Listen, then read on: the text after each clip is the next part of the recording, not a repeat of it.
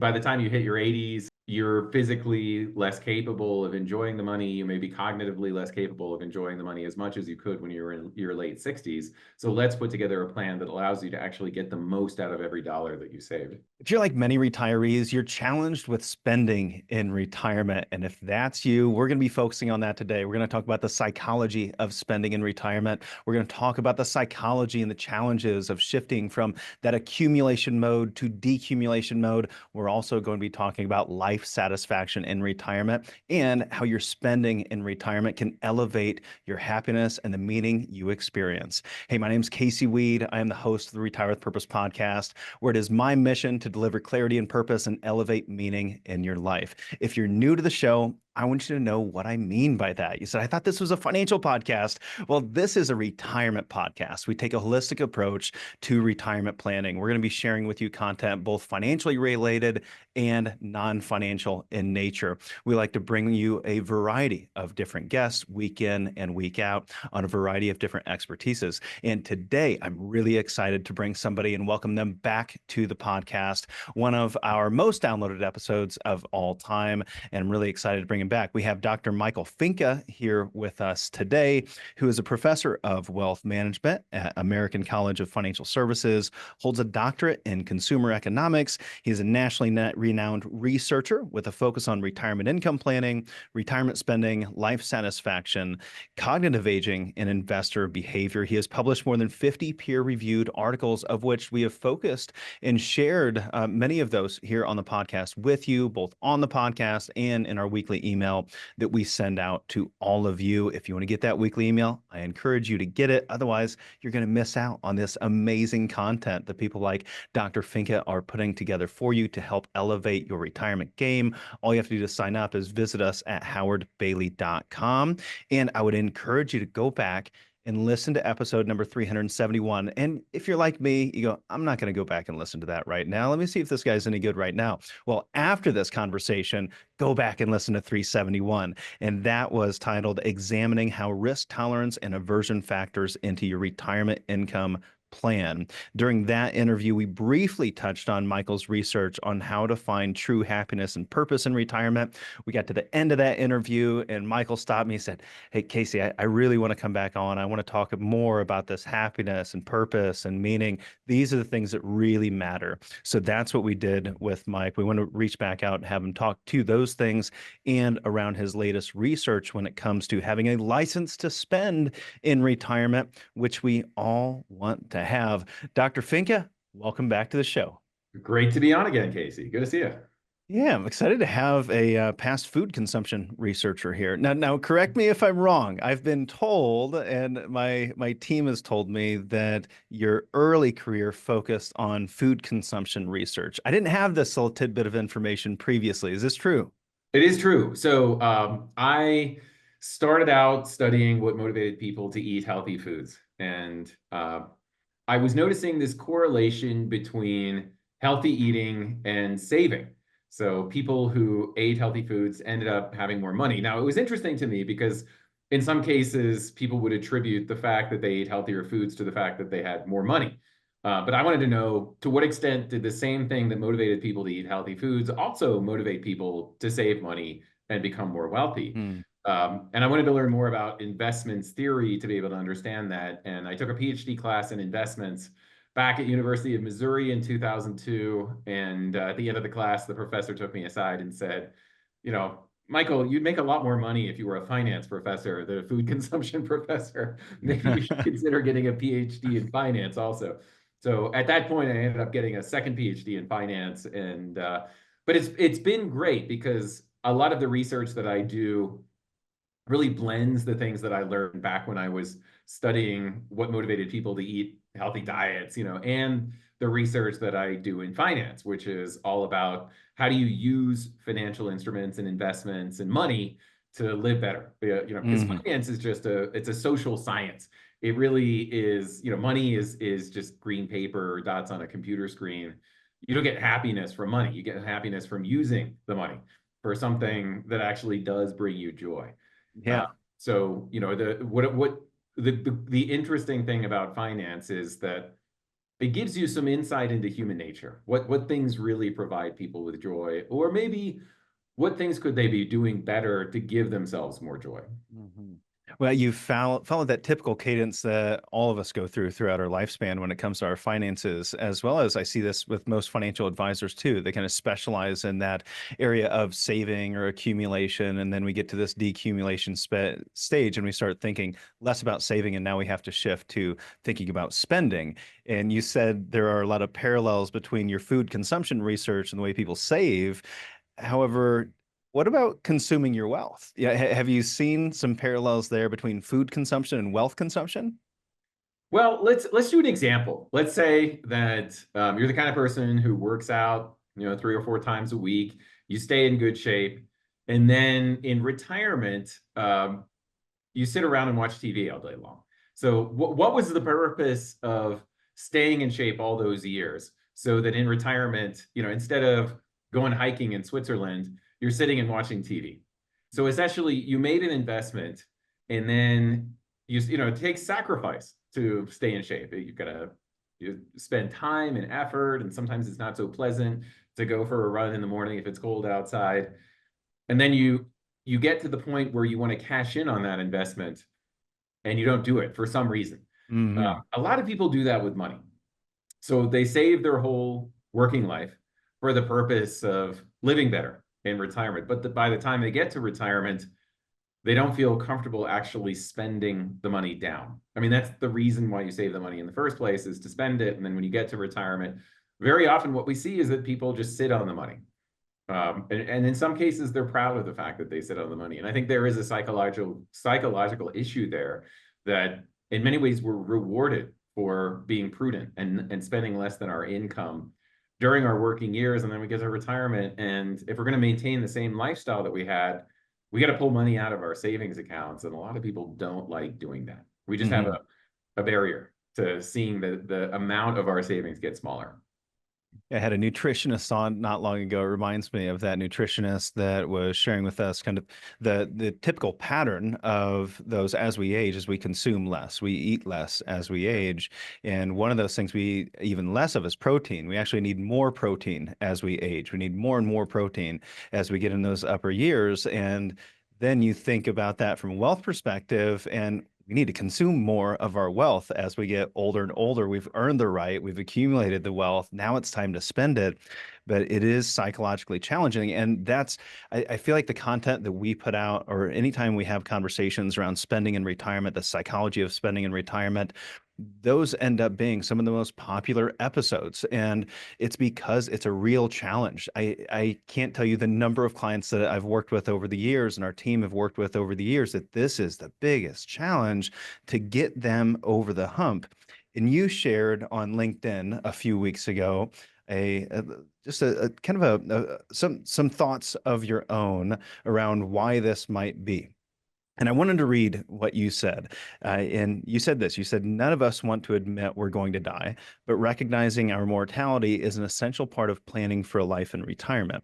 Many retirees don't spend enough because they act as if retirement isn't finite. Science shows, and this is the sentence that got me. Science shows that the fear of death often prevents us from making more rational choices. I had to reread that sentence a half a dozen times. I had to write it out myself. And I said, if that's the case, if the fear of death prevents us from making more rational choices, then the fear of death inherently encourages us to make more irrational choices. So in that light, it sounds like you're saying that we should make less rational decisions as we age, as we are in retirement, and spending more is one of those less rational or more irrational decisions. And in my experience, it would seem to me for the average retiree that we're working with, and I think this is what's showing up in a lot of the research, spending more in retirement is the rational decision, not the irrational decision. It's hard to wrap our brains around that. It seems wrong. It seems wrong to take a chunk of our savings and say it's okay to spend that money down because that's why I saved the money in the first place. I think one of the reasons for the irrationality that we very often see when it comes to spending is that it's very difficult for us to admit that, first of all, retirement is not going to last forever. I like to use the example of a lifespan being for a healthy woman, 9 rows of 10 dots. So, each row represents a year of life. And if you retire when you're 65, then on average, you get 2 rows of 10 dots and 1 row of 5 dots. And your money that you save for retirement has to fund the lifestyle on average for those 2 rows of 10 dots and 1 row of 5 dots. But what ends up happening is that very often people just think that retirement is going to last forever. They think that it's not finite. They forget that there's really only 2 places your money can go. You can either spend it or you can pass it on to others after you die. And what I very often see, I did interviews with retirees a few years ago. Often, they were 15 years into retirement and getting older. And I would ask them, how are you spending your money? And they'd be so proud of the fact that they weren't, that they had more money when they were 80 than they did when they were 65. And so I'd ask them, you must really want to give that money to your kids. And very often that's not the case. They're not building it up. They're not failing to spend the money because they want to pass it on after they're dead. They just feel like they have this instinct to preserve their wealth. I mean, it's good news for the people who inherit it because it means that they're going to get more because the person who earned the money had a difficult time spending it down. But I think my preference is to begin the conversation with a acknowledgement that you have a nest egg and there's only 2 places your money can go. You can carve out a portion and say, I'm going to use this as my legacy. It's a way kind of to live forever too, to position the legacy as something that you want your money to do for you 50 years in the future. And it actually psychologically makes it easier than with the rest of your nest egg to think, all right, the purpose of this is to live better. So I'm going to be okay with spending down this portion because I've still got this portion of my nest egg that I plan to pass on or use for an emergency. Let's carve out this portion. I'm going to grow this portion. I'm going to carve out this portion. I'm going to spend this portion, and I'm going to feel okay about doing it because that's my goal. My goal is lifestyle. But very often what happens is people see it as one unit, a big nest egg, and they put their arms around it and they say, I can't see this get smaller. Because if it does, I'm going to fear that I might potentially run out. And oftentimes people, their identity is associated with that number. They've saved their whole working career so that they could meet that number, 500,000, $1 million, $2 million. And once they reach it, they don't want to see it get smaller because it was such a major accomplishment to actually get to that threshold. But they don't ask themselves, well, why did I save the money in the first place? And especially today where people don't have pensions, they're not going to be able to replace the lifestyle they had before retirement unless they start spending that. So we've got to get people to feel more comfortable actually being rational about the fact that you've got 2 rows of 10 dots and 1 row of 5 dots. How do you want to fund that with their savings? It doesn't last forever. And by the way, that last row of 10 dots, you're probably not going to be doing all that much. By the time you hit your 80s, you're physically less capable of enjoying the money. You may be cognitively less capable of enjoying the money as much as you could when you were in your late 60s. So let's put together a plan that allows you to actually get the most out of every dollar that you saved. The fear of death, then, if I could say, the fear of death feels and puts you in such a position that it allows you to make what feels like an irrational decision that's actually the rational decision at the end of the Exactly. day. I say that there are ants and grasshoppers in retirement. The ants are the people, like many of us, who have been trained essentially to always spend less than our income. It's morally the right thing to do to always spend less than our income. But then when we get to retirement, we've got to flip that switch and say, it's all of a sudden it's okay to spend down that money. That's why I saved it in the first place. And I do think the fear of death is one of the reasons why we try to convince ourselves that we just need to preserve the money just in case. Have you found in your research that the reason that retirees don't spend is more often a fear of spending or more often a pride of saving? Um, This would have to be speculative because I Okay. haven't specifically addressed that. Mm. I did in a survey recently ask people if they would feel more comfortable spending money on like going on vacation or eating out with friends if they had $10,000 a year as opposed to an extra $140,000 in their savings account. Now, the reason I asked that is because anybody can just trade $140,000 for a $10,000 a year paycheck in retirement through lifetime income. And I wanted to know, would you feel more comfortable spending money on frivolous stuff if it was in the form of savings?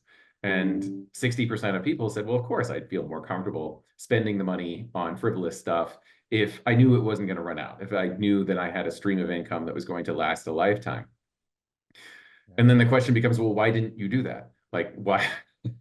if if you feel that you could live better by trading a part of your savings for income, why didn't you do that? And I think a lot of times it's because people never really were given that choice. That very often, you've got this nest egg of investments, and not a whole lot of thought is given to how much of that nest egg do I want to carve out and just create a paycheck for myself that's going to last forever. Well, and I also think, we talk about the bucket approach to income planning quite a bit. I mean, everybody, if you're listening to the podcast, you've probably heard us talk about that, right? We want to create a bucket approach income planning. This is what I'm going to spend as my first leg of income, my second leg of income, third leg of income.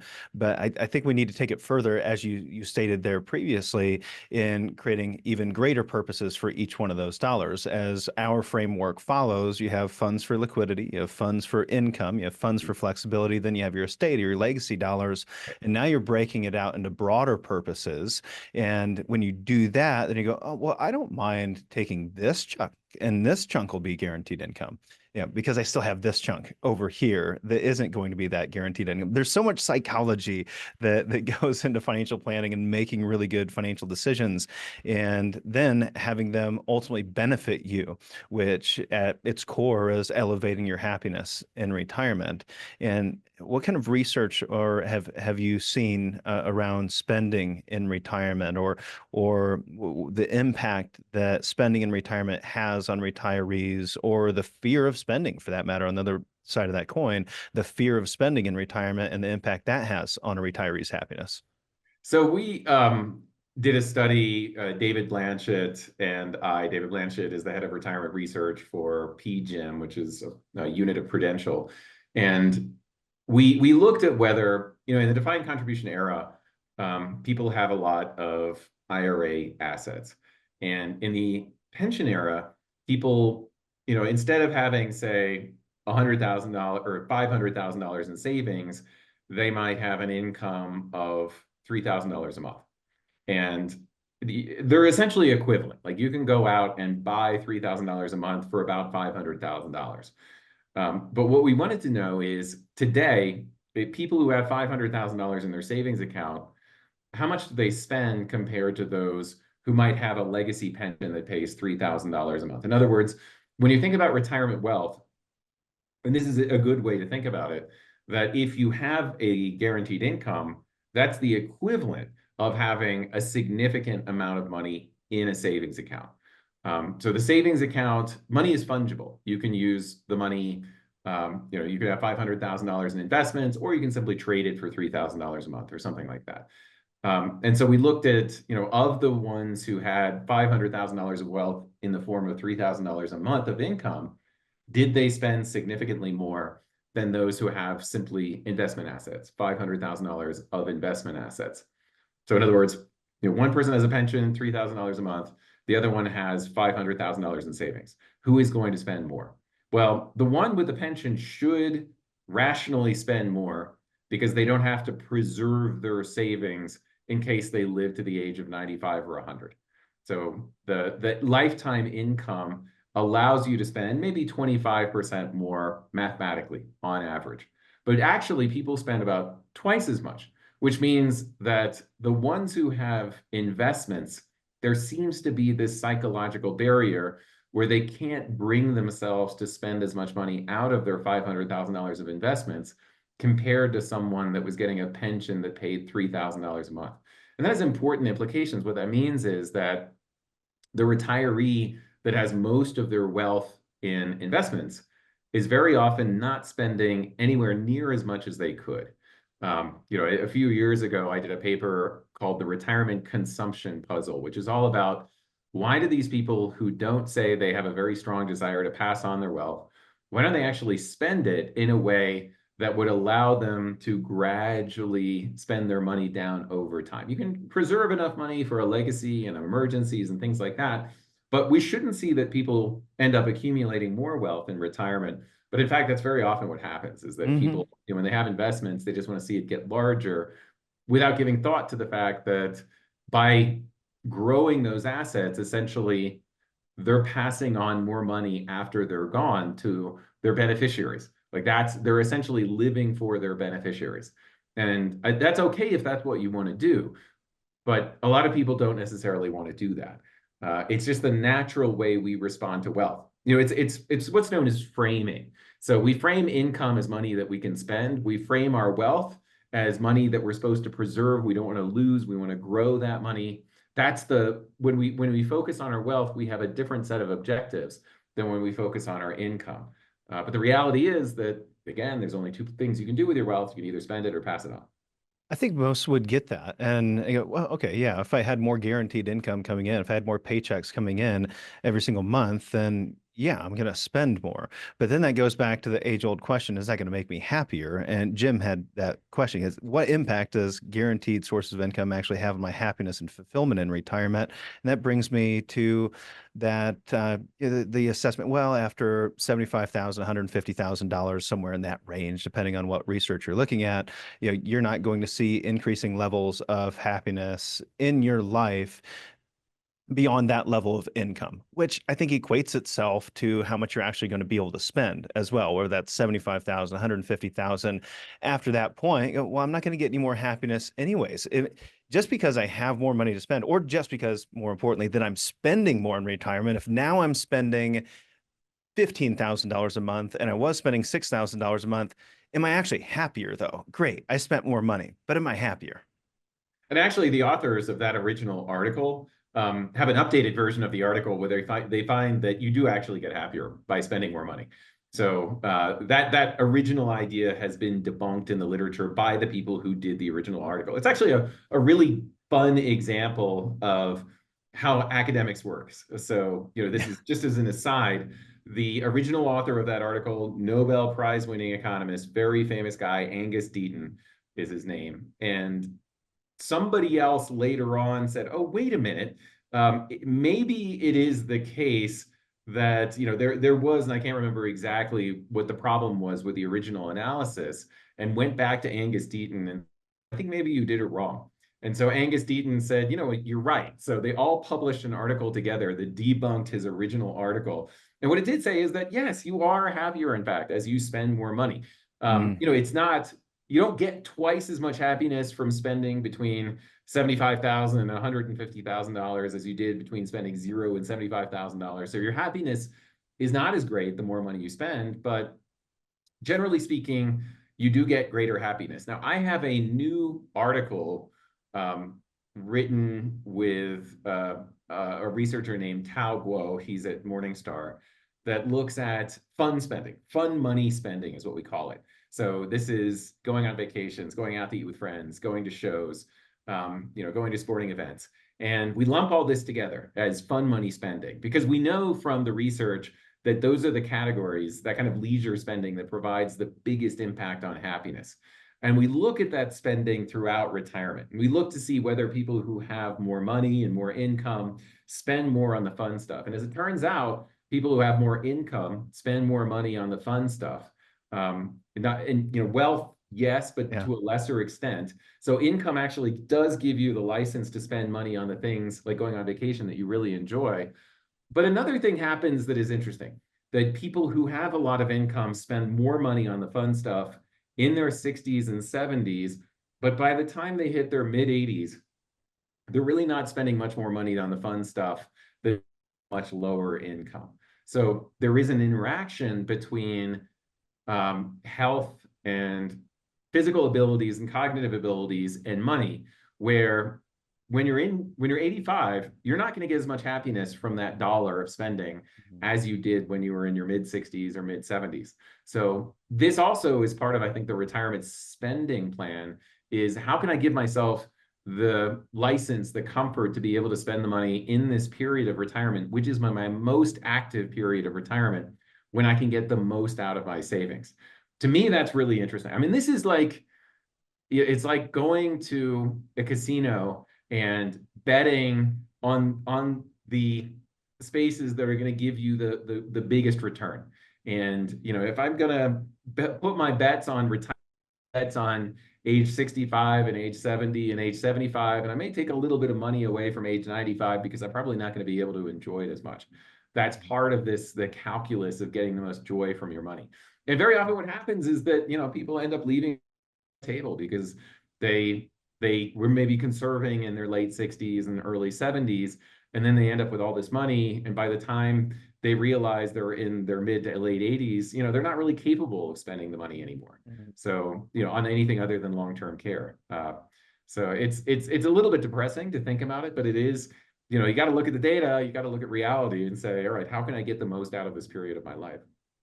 When people want to look at this rationally, they want to go, well, how much of my money should I turn into guaranteed income? How much should I have of my expenses be guaranteed? And I think that's the whole rational and irrational discussion all over again, potentially. And we have a question from one of our subscribers, Mike. And if you are going, where did these questions come from? Well, if you're a weekend reading subscriber, then we reach out to you prior to these interviews and you help me co-architect them. And so Mike asked a question that was, I'm wondering what percentage of expenses Michael recommends to be covered by guaranteed income. He says, so total expenses minus Social Security income, no pension available equals X. What percentage of X should be covered by annuities? So this is actually something I've done some research on. For those who earned more than Hmm. $100,000 a year in their working life, about 65% of their expenses are on inflexible categories, things like, healthcare and property tax, and basic utilities, things like that. 65% of their expenses in retirement are fixed. So to me, the minimum that you should be funding with guaranteed income sources is 65% of your pre-retirement expenses, not your income, your expenses. So if you want to map it out, on average, people who make over $100,000 a year spend about 55 to 60% of their gross income. What that means is that if you made a $200,000, on average, you're spending about $110,000 to $120,000 per year. And you ask, how can that be? Well, it's because during your working years, you're also saving for retirement. You might be saving 15% of your income for retirement. That's not money you're spending. You're paying payroll taxes like Social Security. That's not money that you're spending. And then you're not spending every single dollar of your paycheck. So it's about 55 to 60%. That's the lifestyle you need to replace. And then percent of that is on those inflexible expenses. So maybe $70,000 a year is on inflexible expenses. If you're going to be getting $35,000 from Social Security, $40,000 from Social Security, that means you need to come up with a $30,000 lifetime income gap. And so you take, enough money from savings to be able to cover whatever that gap is that represents all of your inflexible spending. And then for the rest of the money, you can decide what to do with it. You may decide to also buy some guaranteed income as part of your more flexible part of your budget. And a lot of this has to do with how flexible are you willing to be with your spending? So, maybe golf is something that you're going to be spending your money on. If you're taking a lot of investment risk and longevity risk, then you might have to be flexible about the amount of money you want to spend on golf. How flexible do you want to be? That's up to you. Then you design your investment and lifetime income strategy around the amount of flexibility that you're willing to accept. Do you find that people overestimate the degree of flexibility that they think they have?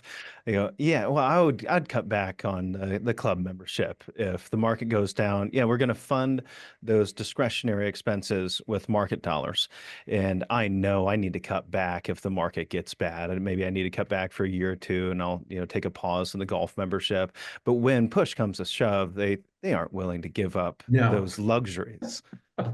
No, I mean, who's going to give up the gym membership or the pet grooming and all the other stuff that people start getting accustomed to. It's just part of life.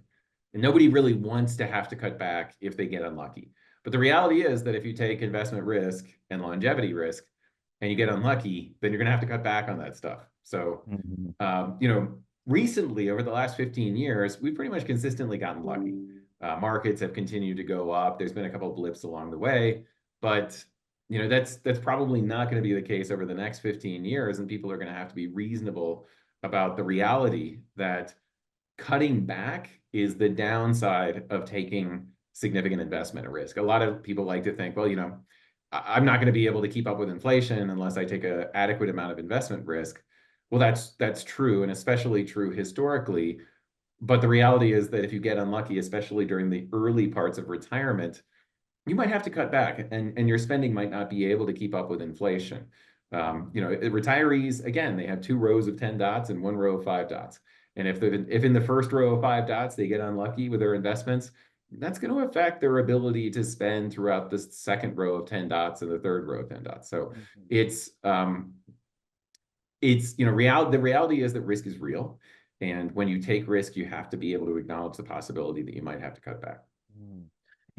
Some retirees have a predisposition against annuities, and Jen would be one of those fans.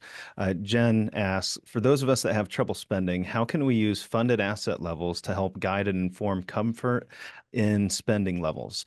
She says, any help for us folks with spending, but also not interested in annuities would be greatly appreciated. I think the question I would ask is, why not?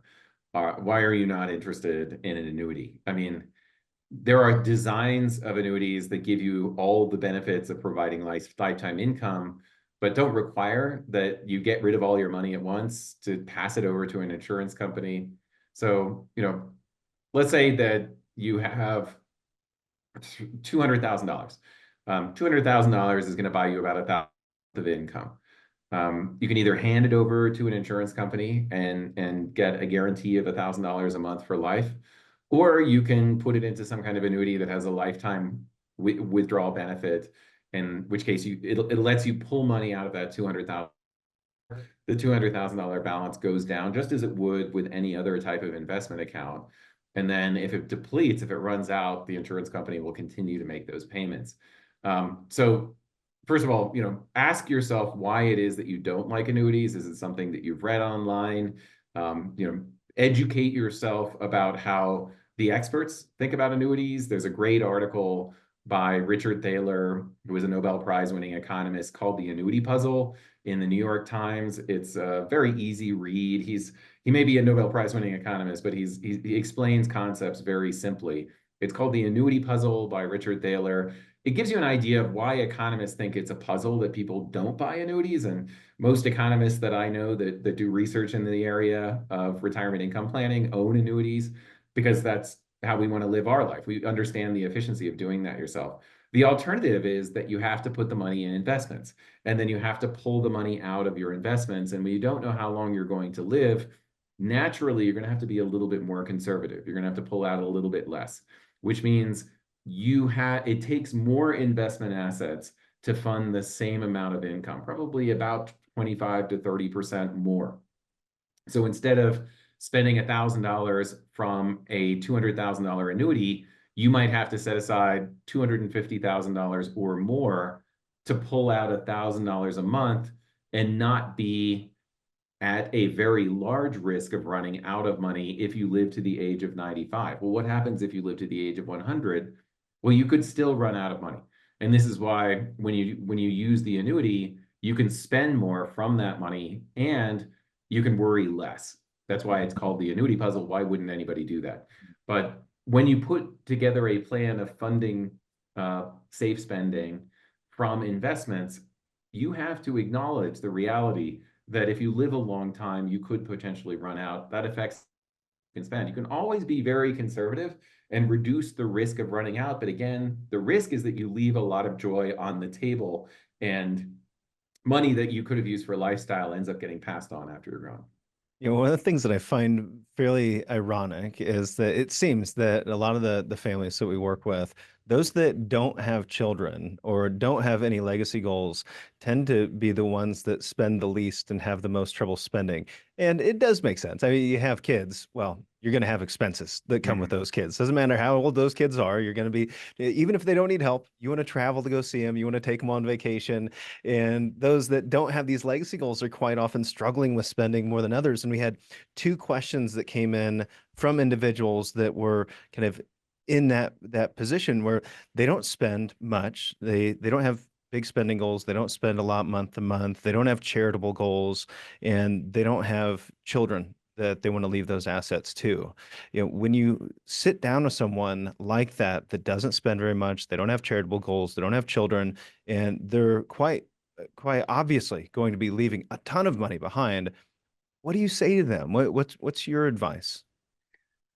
Whew, first of all, I want to take a step back and say, I think for those people, I'm going to talk about the pre-retirees first and say,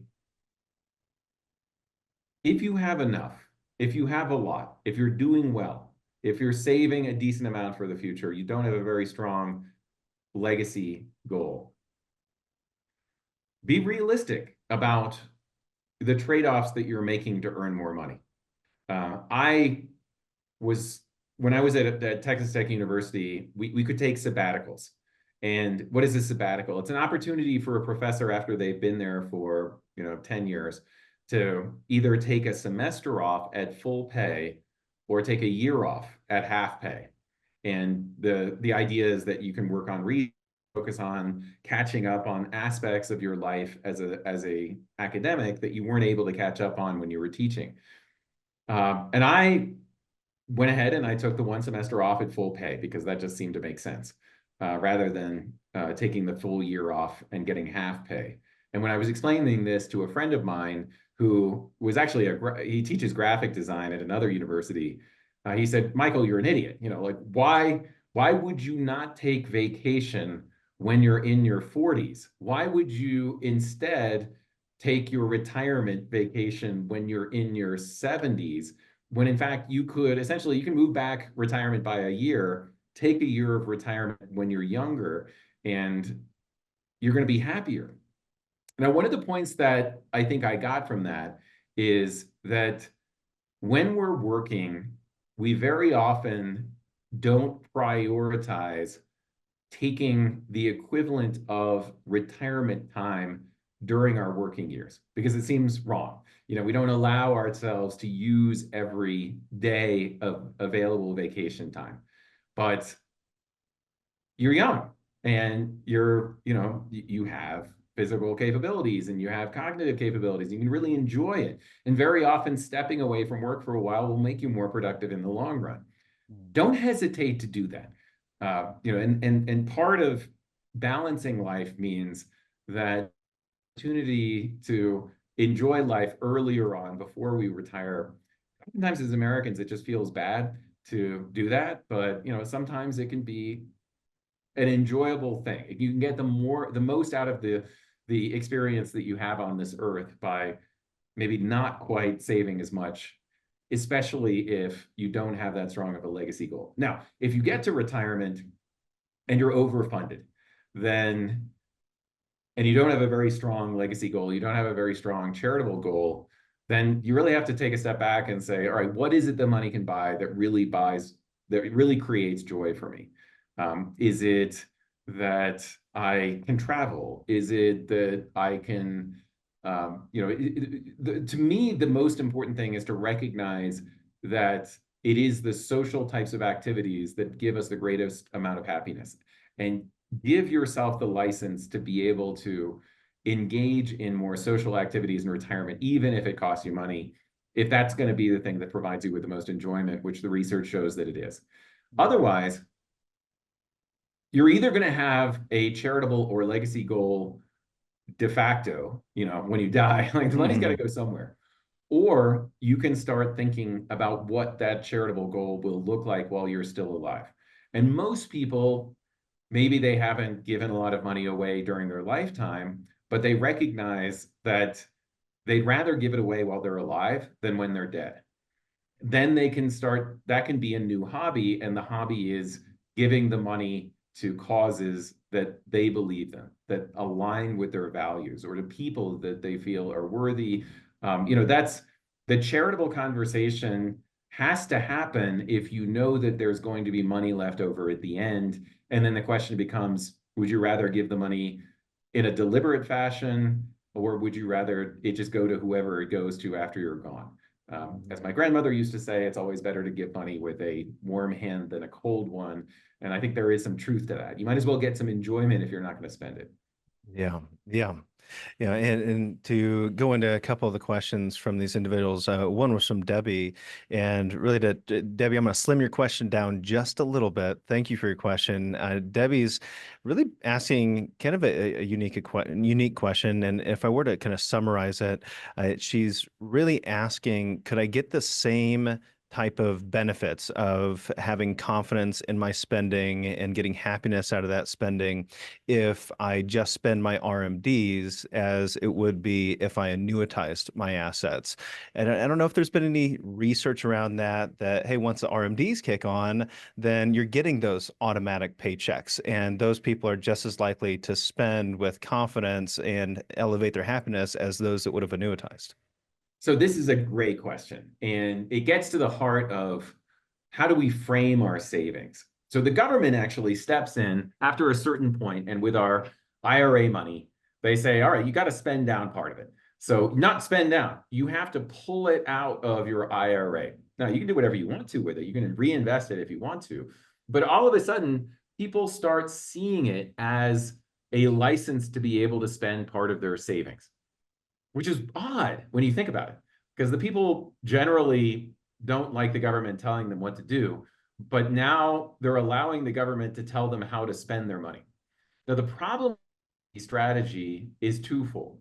One is it's a weird spending path. It starts out at age 73 being really low, and then your spending goes up when you're in your 80s and late 80s, early 90s. It starts cutting back again, and then by the time you hit your late 90s, spending goes way down. It's because it's basically spending down that account. So there's not a whole lot of protection against running out. Now, if you bought an annuity, what that would allow you to do compared to an RMD is spend way more early on in retirement without the fear that you're going to run out if you live into your 90s. So to me, if you compare the two paths of spending, one with an RMD, one with an annuity, with the annuity, let's say you buy it at retirement, your spending is going to be much higher at the very beginning. First of all, because you're not taking any money out of RMDs until you hit 73. And even when you start at the age of 73, it's not a lot of money. So you might be able to spend 40% more money even at the age of 73 with the annuity. But as the RMDs will start kicking in, you're going to be spending a lot more money in your 80s. Is that the income path that you want? And I think most people would look at that income path and say, no, that's kind of crazy. And it also bounces around a lot because it uses only two pieces of information: your current balance and your expected remaining longevity. And if your balance goes down by 20%, then your spending goes down by 20%. And that's not something that most people can live with. As opposed to an annuity, the market goes down by 20%, you still spend exactly the same amount of money every year. No, that's a great answer. And I think we already know how you're going to answer this one, but I'm going to go ahead and throw it out there for you. We've got Don that said, hey, we're able to cover all of our living expenses, travel, fun with our Social Security and pension. Then they have their emergency fund to cover any major expenses. They have about $700,000 left over. He said some people are advising him that he needs to be more aggressive, 90, 100% equities with that 700,000. He said William Bernstein says to eliminate the equities and go conservative because you already won the game. Why keep playing? Any thoughts? Oh, I love that question. So the question becomes, I don't know how well you know a guy named Larry Swedroe. Larry He's been on the publishes a podcast. lot of articles Yeah. on financial planning websites, and a very smart guy. He has a story of a couple who, this was during the tech bubble, they had $10 million saved, and they took a lot of risk on these investments in like the NASDAQ back in 1999. And their $10 million turned into $3 million. So he asked him, like, why did you take that risk? Sure, your $10 million could have grown to $20 million, but what else could you have bought if you had $20 million that would have made a difference in your life? And what happens if your $10 million goes to $3 million? That's going to have a big difference on your life. So the upside is not going to make any sort of a difference. The downside is going to make you far less happy. That's the question you need to ask yourself. So if you're already got everything covered, but you've got an $800,000 cushion, then how are you going to feel if you get unlucky, the market tanks, the $800,000 falls to $500,000? Now, that's the risk that you take if you go really heavy into equities. I love this phraseology, you've won the game, step away from the table. And that's all about, is it worth gambling to get the $800,000 up to $1.5 million? Is that going to change your life? Or is $800,000 enough and you just want to be able to preserve those assets to keep up with inflation or whatever? In which case you put it in a more conservative type of portfolio, and the worst case scenario is nowhere near as bad. Maybe the worst case scenario, the $800,000 falls to $700,000. Not going to make much of a difference. But that's what risk means. Risk means, am I willing to accept the possibility of the downside in order to get the upside? But if the upside is not going to make any sort of a difference, then why risk the downside? I love how everything always comes back to purpose and impact. Asking yourself that question, what is the purpose? What's going to be the impact of X or Z happening? And you kind of phrase some of these things often as life satisfaction. You talk about the 3 pillars of life satisfaction. So let's jump into life satisfaction. What are your 3 pillars of life satisfaction? Let's talk about those. Well, when you run, so there's a wonderful data set that was created by the University of Michigan called the Health and Retirement Study, which tracks retirees, started in 1994. We can follow them over time, and it's got a battery of questions related to how well they're enjoying retirement. That's retirement satisfaction, life satisfaction in general. And so we can see the things that predict retirement satisfaction. And when you run what's known as a multivariate analysis, it sounds very complicated, but basically you're throwing in all the characteristics of their retirement and you're seeing which ones consistently and reliably predict greater happiness. And when you throw in everything, what you see is that they cluster into 3 different categories. So money is in fact a category. How much income do you have? How much wealth do you have? That makes you happier. Relationships, the quality of the relationships that you have with your spouse and your friends are the ones that have the biggest impact on life satisfaction. And by the way, the quality of the relationship you have with your kids has no statistical impact on the amount of satisfaction that you get in retirement. So just a word of warning to anybody that's expecting to get a lot of happiness from moving close to their kids or interacting with their kids after retirement. This is 20,000 retirees, so it's a big data set. No statistical evidence that that makes any difference. What really matters is the relationship you have with your primary partner and with your friends. That's what you really draw from to get the most satisfaction after you retire. And the other one is health. It's the quality of, the level of, would you say that you're in good health? There's also measures in the HRS of grip strength and physical capabilities. Those are a strong predictor of life satisfaction. All 3 of those are investments. What is an investment? An investment is any sacrifice you make today in order to live better in the future. So relationships require a certain amount of time and effort to maintain during your working years so that you can draw from those relationships in retirement. Health, you've got to be able to exercise on a regular basis to be able to draw the value of your better health in retirement. So in other words, I want to go hiking in retirement. I'm not going to be able to go hiking if I don't maintain a VO2 max, or my ability to process oxygen that is above a certain threshold. If I get to retirement and I have plenty of money, but I can't go hiking, then what's the purpose of saving the money for that goal anyway? I've got to be able to maintain different aspects of my life through investments in order to draw from each of those 3 pillars. And I think in many cases, those 3 pillars work together. So, if you have good health, and you have good relationships, but you don't have money, that limits your ability to get the most out of retirement. If you have a lot of money, but you don't have health and you don't have good relationships, it's almost like, what's the purpose of the money in the first place? It's not really providing you that much more satisfaction. It's if you have money and you have relationships, but you have poor health, then it's you're not able to enjoy the relationships that you have as much. So it's really a combination of the three pillars that results in the greatest amount of satisfaction. Is there equal weighting then? Do I hear you saying there's equal weighting between these three and we need to maintain a balance? No, health and relationships are consistently more important than money. So, and particularly health. It's probably one Mm. of the more underestimated investments that we can make in our happiness. But I would say among relationships, the relationship that you have with your primary partner or with your spouse, that's going to have the biggest impact among all of your relationships. So if you're in a good physical health, you have a good relationship with your spouse, and you have an adequate amount of money, you're in good shape. I think there's going to be some that are cheering that they don't need to worry about their relationship with their children in retirement, and others that are are going to say, I don't know about that. And it takes me. There was a study that I read long ago, and I wonder if this applies to retirement as well, where the study found, I think it was a headline, children don't make you happy, and it was research that would explain that they actually found that parents are less happy than those that don't have kids.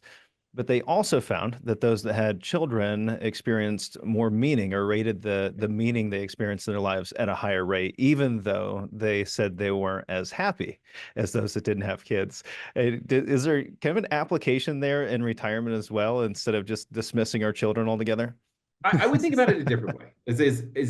Relationships are a resource, and you derive a flow from interacting with that person of happiness.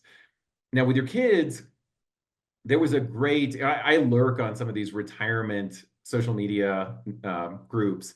And there was one post about, should I move close to my kid? And there was something like 150 responses. I don't think any of them were positive, but each was a reason why moving close to their kids was not what they expected. So first of all, it's a couple that moves close to the kids, and with the kids, they're one of them is going to those are going to be the in-laws, and so there's going to be a certain amount of friction. There's expectations, especially among retirees, that the kids are going to spend a significant amount of time with the retirees, and the kids have their own life. They've got to take the kids to sports, and they've got to do the things that they need to do during the week and on the weekends. And if they can pass off the kids to the parents as babysitters, then maybe it's but then the grandparents start getting resentful because they are basically cheap babysitters in retirement. Is that really what they wanted to do in retirement? So think about how you're going to draw a flow of happiness from those kids. Oftentimes, when the kids come over for the holidays or occasionally, it's awesome. The relationship is wonderful, and none of these cracks start showing up until you move closer to them and you start trying to interact on a more regular basis. And it's, what ends up happening very often is if you move close to your kids, is that you also move away from your friends. And it's those friendships that consistently have the biggest impact on life satisfaction, not necessarily the single relationship that you have with your kid. Mhm. And it seems to me, if I were to look at everything that you've said about money in general, it doesn't. It seems like every decision we make about money should come out of a question of happiness. Yeah. We should never be making a financial decision until we're considering the impact that that financial decision will make on our happiness. Well, that's the purpose of life, isn't it? Uh, I mean, the money is just an input. The, if we have at everything we some point need. in life, we forget about that. And I think to one of the things that you had stated is long-term care insurance is one of the things. So you said you conducted a study that found that retirees who had long-term care insurance had a level of life satisfaction that was equivalent to having nearly an additional $250,000 of wealth. And in general, like long-term care insurance it's hard to make financial sense out of long-term care insurance quite often. It's not a real good investment, but it is making people feel happier, even if it was a poor financial decision. And I'm not saying necessarily it is or it isn't here, but I think you can do the same thing with, well, should I buy a home in Florida and rent it when I'm not using it, or should I just Airbnb and rent a vacation home instead of owning it, even though that's going to be an expense? It's not as good of an investment decision. It's not a good of a financial decision. I go, rent. Which one's going to make you happier? Do you want more headaches in retirement? I mean, you accumulated the wealth to drive yourself some happiness, so spend it to generate happiness. Even like it's a license to make bad decisions in retirement. It's a license to actually make decisions that aren't financially sound anymore. Yes. So, I couldn't agree more with you that oftentimes when people buy things like a vacation home, they don't ask themselves some hard questions. Like when you get the phone call that a tree has fallen on your garage, how are you going to feel about that? Is that going to make up for all the extra happiness you get from having your own vacation spot? This constant drain on cognitive resources from owning a second place, is it worth it? And you can invite your family over to different vacation homes. I mean, why not rent out, one place in Hilton Head one year, and then in California the next year, and then in Colorado the next year, a different spot, invite all your family, rent a really nice place. It'll probably be less expensive than owning a single bit more modest vacation home. You can rent a bigger place and have more variety and invite your family. It's one of those things where I had a friend of mine who decided that he had enough money and he was going to invite his entire family to fly first class to Europe. And they were all going to have a European vacation together. And he was going to treat them on everything. And I thought to myself, well, that's brilliant. It's expensive, but what else is he going to use the money for? And if you really want to have those stronger bonds with your family, why not do it in an environment that is really conducive to having positive interactions? Let's all experience something new together. Let's not cheap out. Let's get the most out of this experience. But to me, that's getting the most out of every dollar. But I think oftentimes people think about investing in things rather than investing in experiences. Well, as we wrap things up here, I want to ask about your life and the impact that a lot of your research and all the work you've done around happiness and retirement, the impact that it's made in your life. And I could say, what's the biggest impact? Sometimes that's hard to define. Maybe offer one or two ways that you live your life differently today based on what you've learned throughout your career. Well, first of all, one of the things I've done is I've already set aside enough money to have a basic lifestyle in retirement. So I never have to worry that I'm not going to be able to spend this amount of money. So, it's a combination of decisions that I've made over the years, one of which relatively early on in my working life, I had the opportunity to buy 7 years of credit towards my pension using basically all of my retirement savings. I went ahead and did it. And then what it did is it gave me the peace of mind to know that no matter what happens, I'm always going to have that base of income, that base lifestyle. And I've ever since, the first time when I put the money into it, it was just disappeared. And that created a lot of dissatisfaction. But every day since then, knowing that I'm going to have this income, it's given me a certain amount of satisfaction. The other thing I've done is made a more conscious effort to maintain friendships. I understand that those long-term friendships are things I'm going to have to withdraw from the bank after retirement. So I need to make a conscious effort to travel and spend time and communicate on a regular basis to maintain those friendships. That's great. And if I were to ask you the question, what does retire with purpose mean to you? How would you respond? First of all, it means autonomy, and it means taking the time to be deliberate about what you're actually going to do and being honest about what's going to make you the happiest. So to me, purpose means creating a plan for what I'm actually going to do, how I'm going to spend my time after I retire, rather than just simply seeing retirement as a math problem where I have to have enough money saved to be able to withdraw a certain amount of money safely every year. A lot of people have thought a lot about that, but they haven't thought about how they're actually going to spend their time. That's great. And if you want to link to anything that we discussed here in the conversation, check it out in the show notes. And I encourage you to get yourself signed up so that you can help me co-architect these interviews. Get signed up for our Weekend Reading for Retirees email that goes out every single Friday. 4 articles to keep you up to date on the latest trends in retirement. If you've never subscribed before, we'll send you a free digital copy of my Wall Street Journal bestseller, Job Optional. You can go to howardbailey.com. You can check it out in the show notes, or just shoot us a text with the key letters WR to 888-599-4491. Dr. Finke, thank you so much for this conversation. My I know you're pleasure. going to have a Anytime, huge Casey. impact. Always great talking to you. Thanks, Michael.